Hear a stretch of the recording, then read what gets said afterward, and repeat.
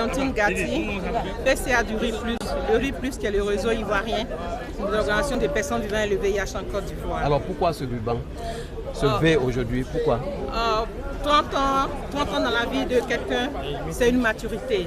Et nous disons que c'est vrai, depuis lors, nous sommes engagés dans la lutte contre le VIH. Aujourd'hui, nous voulons célébrer la vie. Nous ne voulons plus allumer les bougies pour pleurer, pour penser à nos pionniers, c'est vrai, ils nous ont dévancés. Mais ensemble, nous qui sommes restés sur terre, c'est vrai, nous prions pour eux aussi, de leur côté, ils prient pour nous. Et nous sommes retrouvés au niveau de toutes les communautés, afin de décider avec la tête Dr Madiara, qui nous a vraiment soutenus, qui a émis l'idée, et l'idée a été approuvée et acceptée par tous. Et aujourd'hui, nous sommes dit, le programme national de lutte contre le sida, il faut venir célébrer notre victoire ici. Et notre victoire, c'est le V qui est là. Vraiment merci à vous et que la lutte continue. C'est vrai, célébrons la vie. Je suis rempli d'émotions. Tous nos amis sont remplis d'émotions. Je vous dis merci. Que Dieu nous oriente, qu'il nous donne la force d'aller de l'avant. Merci à vous. Je suis Dr Ophtia Coulibaly Madiara. Aujourd'hui, avec le traitement antirétroviral qui est efficace, qui est gratuit, une personne vivant avec le VIH peut avoir la même qualité de vie et la même espérance de vie qu'une personne non infectée. Et quand la personne prend correctement son traitement, elle peut vivre longtemps et même ne plus transmettre une fois qu'elle est détectable. Donc le nouveau défi en tant que parent ou proche d'une personne vivant avec le VIH, c'est d'aider cette personne à prendre correctement son traitement pour être indétectable. Une fois qu'elle est indétectable, le risque de transmission est pratiquement nul. Et en termes de santé publique, c'est quelque chose de très important. Parce que même pour la vaccination, c'est pareil. Les vaccins sont efficaces à 99%. Il n'y a pas de risque nul. Mais tant qu'il est efficace, tant qu'il permet de réduire de façon très significative le risque de transmission, les antirétroviraux doivent être considérés comme un bon mode de prévention. Et les parents doivent se mettre autour des personnes vivant avec le VIH pour les aider en cela.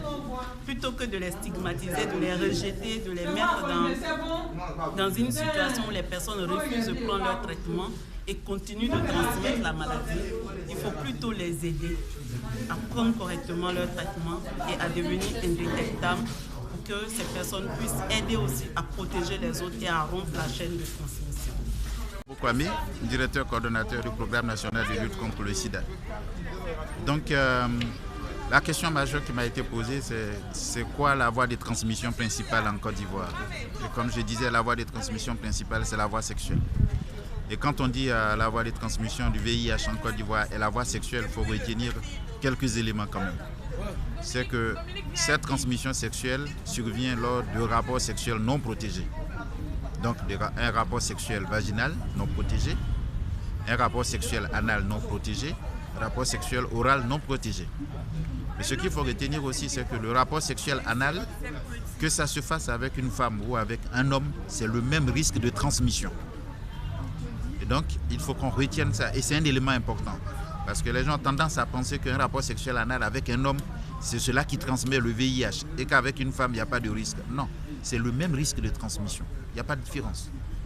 Et ce que je peux dire aussi, c'est qu'aujourd'hui, avec le traitement antirétroviral, il n'y a pas lieu de stigmatiser les personnes vivant avec le VIH. Tout simplement parce qu'avec le traitement, les personnes vivant avec le VIH ne constituent aucun danger pour la population. Le seul problème, c'est la stigmatisation.